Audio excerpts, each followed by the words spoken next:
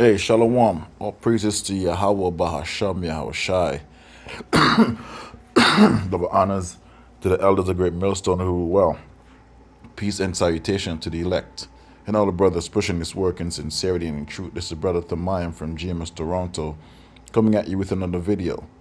Today's video, I'm going to be talking about the word dowry, okay?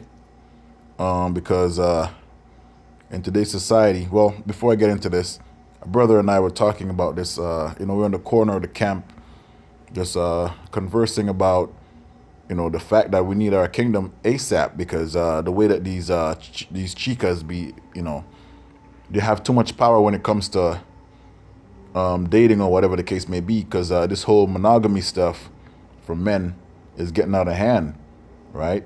You'll have a woman that has 3, 4 children and you're dating her, but then you can't look at another woman, right? You can't even talk about liking another woman, right?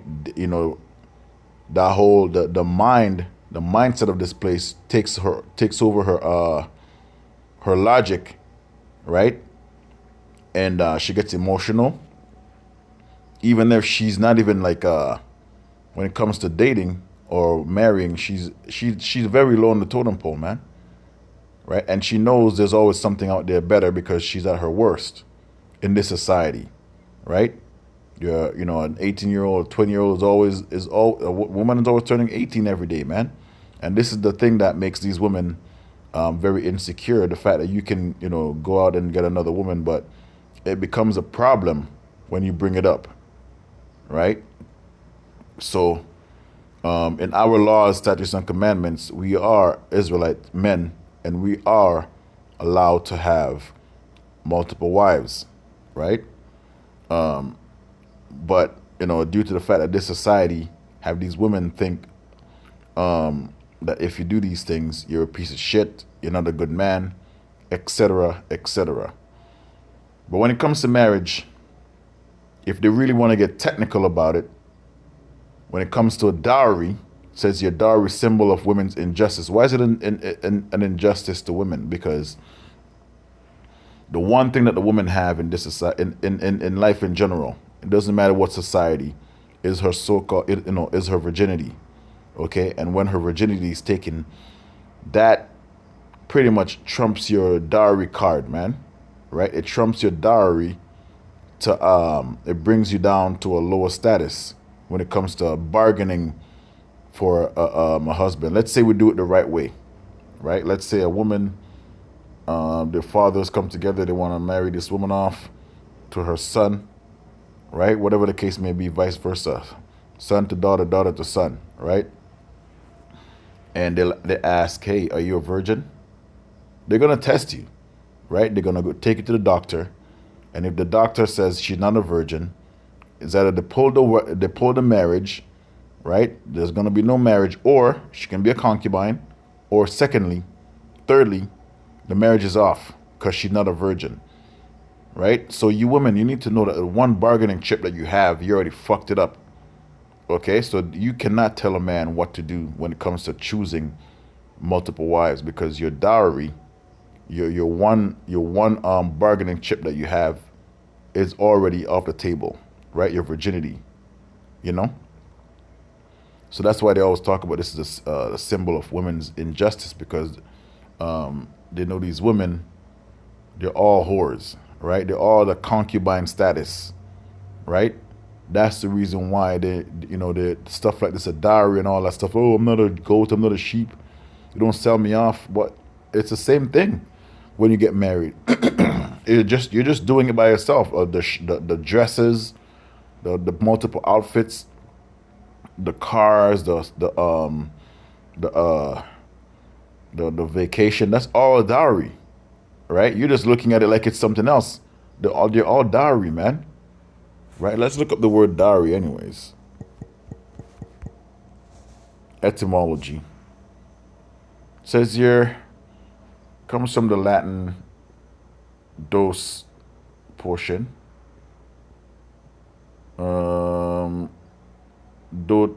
Doterium, French dare, meaning a gift or endowment given to a husband by a bride's family. Whoa, whoa, whoa. Given to a husband by a bride's family. So it was the other way around. So let me read that again. Gift, meaning a gift of, or endowment given to a husband by a bride's family. Oh, so they switched it up. Rooted in Proto-Indo-European, to give, right? Origin dower, referring to the bride's contribution to the marriage. Whoa, this makes sense. Now I just learned something. Referring to the bride's contribution to the marriage. Oh, I thought, like, in certain cultures, it's the husband paying for the wife, but in the original dower, okay, the dower, okay, contrasting with dower, which historically meant the widow's share of her husband's estate. So when you go deep into these words, man, you learn a lot of things, right? So it's a gift, right?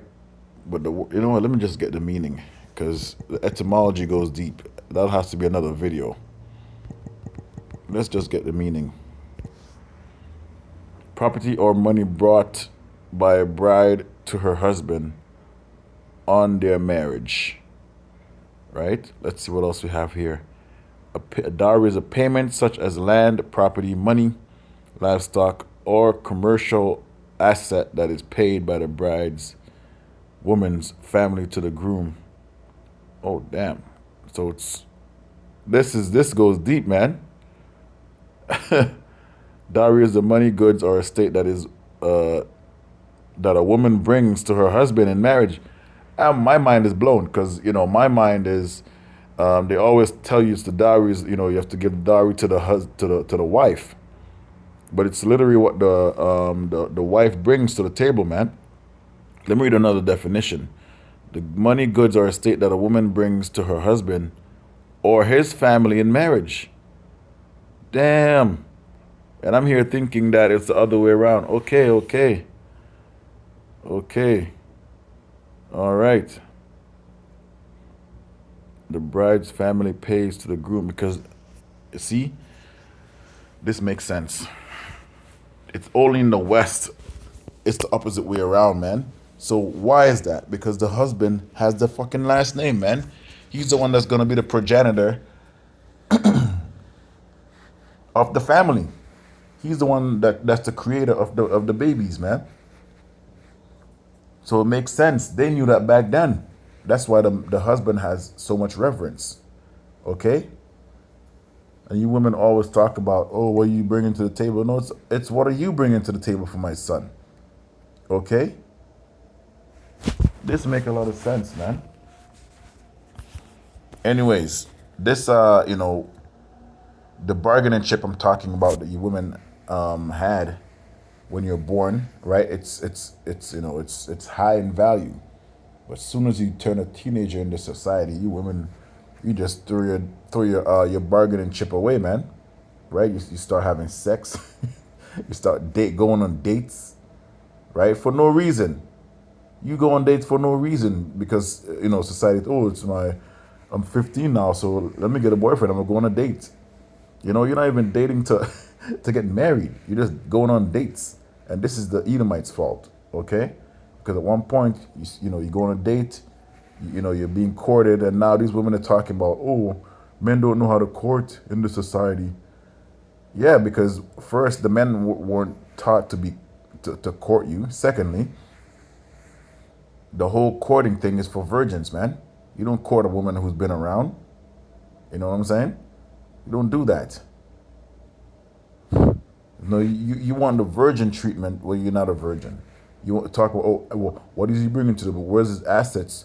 Where's his vehicles? Where's his money? But you're not a virgin, right? Those chips are off the table for you.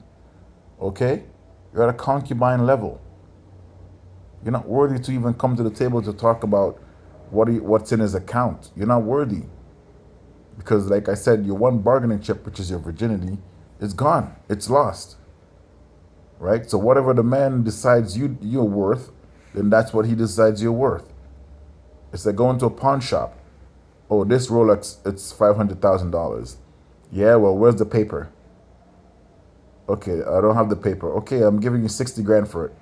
Take it or leave it. That's what it comes down to when it comes to you women, man.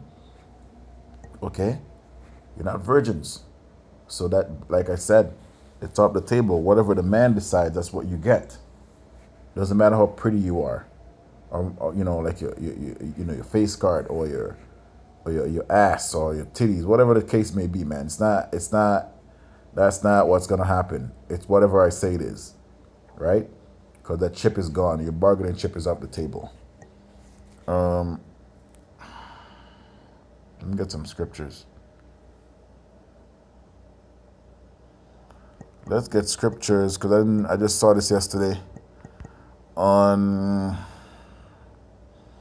unchaste women. Right? Let's see what comes up. And some of them might be talking about the elect also, so bear in mind. First Thessalonians.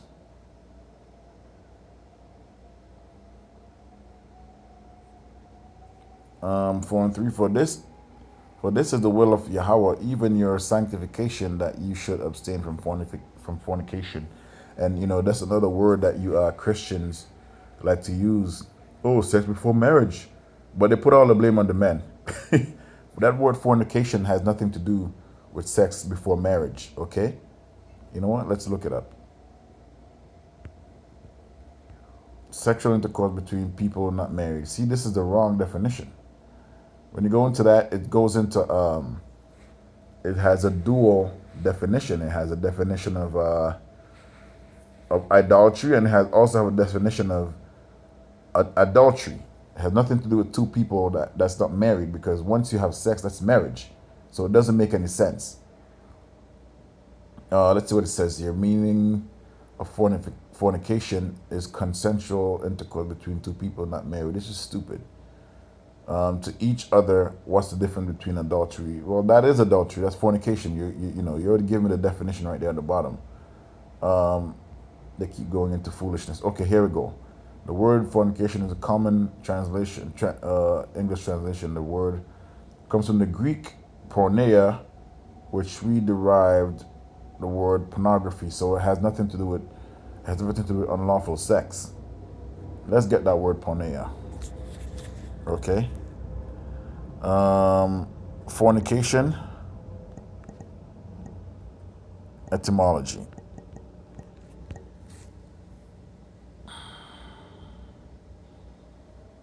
Lewdness. It says here, fornication goes into lewdness, prostitution, idolatry. So you see what that word means? That word means has nothing to do with two human beings having sexual intercourse. It goes into lewdness, which is everything that these women do these days. Prostitution. When you go on dates and you fuck, that's prostitution, right? That's also prostitution. Idolatry. So it has nothing to do with two human beings having so-called sex, okay? To fornicate, brothel, original arch, because that goes into the that arch of any arch that these Romans had. That's where the prostitutes would hang out, right? Vaulted chamber, vaulted opening, covered way, probably an extension based. Okay, this is where they go off.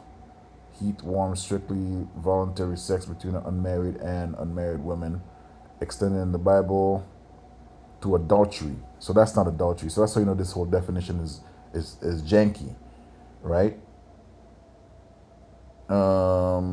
Arches of building Roman. Oh yeah, here we go. Roman prostitutes commonly solicited from under the arches of certain buildings. So yeah, this is the definition of fornication. Has nothing to do with you women having sex with your boyfriend. That's your husband, right? Because you put the cart before the horse in this society, right? So this fucks up your bargaining chip, ladies, right? You're already getting into prostitution and lewdness even before you know what's going on. right? And it's not your fault. But at the same time, if you want to be technical and come to a man about taking you seriously, and if he decided to say, hey, I'm not gonna have sex with you right now, let's let's do a test for your virginity, and if you have it, then we can come to the table and you can get all the shit that you want. But many of you women will fail. 99% of you women will fail. So that leaves the man to say, okay, let me take this second-hand woman and, concubine status, bitch. Now, concerning the things whereof you wrote unto me, it's good for a man not to touch a woman. Nevertheless, to avoid fornication, right? Which we saw the definition of that. Let every man have his own wife, and that can be a man having multiple wives, okay? And let every woman have her own husband, and that can be a woman whose husband has multiple wives. So this is what they're not teaching you in the churches, and this is leading these women astray, having them thinking that they're equal to you just because they have a fat ass. But if virginity is taken years ago, they have children. There's nothing wrong with a woman having children, and if you decide to deal with her, but she has to know her place, because you will never be first in her life. Let the husband render unto the wife due benevolence, and likewise also the wife unto the husband, right? So it goes on and on and on. Let's see what else we have here. See, I always talk about fornication. Adultery. So, marriages is honorable, and the bed undefiled. So for Hebrews 13:4, marriage is honorable in all, and the bed undefiled, but whoremongers and adulterers will Yahweh Ba'Shem Shai judge. Right? So adultery, it's also talk about, always talk about adultery and fornication. So you see where it goes into, right? Fornication is adultery. It has nothing to do with fucking. Okay? Once you see that woman and you guys decide to go there, then you go there. If the woman is single, she doesn't have a husband, it's fine. Right? The scripture never said anything about a man and a woman have to come together in a ceremony for them to be husband and wives. That's where this whole place has you people fucked all the way up. Okay? Let me see what it says here. 1 Corinthians. It's okay. Let me see what else we have here.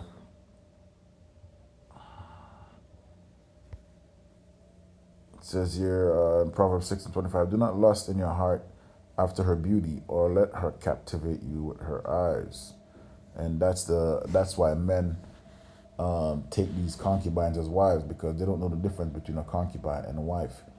They think because a woman's beautiful, she's automatically a wife. That's not what the case is. And a lot of men are finding that out after years of marriage, and then she just flip on them. Right? So the bargaining chip of a woman in this society is over. It's gone. It's lost. You're now at a concubine level. Let's see what's a concubine. Etymology, of course. And then we'll get the meaning if it doesn't suit my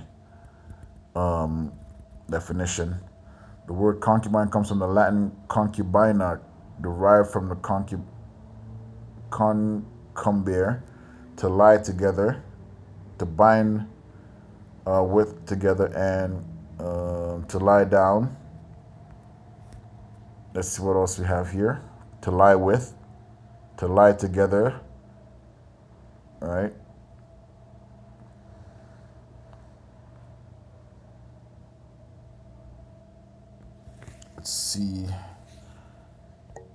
Let's see meaning.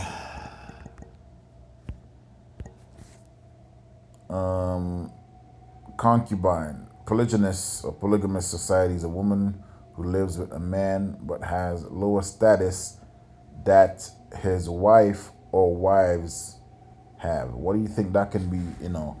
That can be a woman of another nation, right? Also, that can be a woman with children. Concubine definition meaning a woman with whom a man cohabitates without being married, which is bullshit, right? You're gonna have sex with your concubine, but the difference is the wife, the concubine is of the flesh, and the wife goes a little deeper than that, right? One having recognized societal status in a house in a household below that of a wife. Perfect, right? And what can make a woman a concubine? Her having children, yes. Her not being a virgin, yes, right? Just as that's the thing, really. For the most part, her being a heathen, yes, right? A woman who, in some societies, lives and has sex with a man she is not married to and has a lower social rank than his wife or wives. Or let's just stop at the part when having a sex with a man that she's not married to, right? And that's what's going on in this society. So if you want to bring your fornication into this, this is what you get, okay? This definition. So that puts all you women into the status of a concubine. So henceforth, your bargaining chip of being a wife and having all these perks that comes with having a wife, it goes down the drain because of your one bargaining chip, which is a virginity, is gone. All right, Shalom.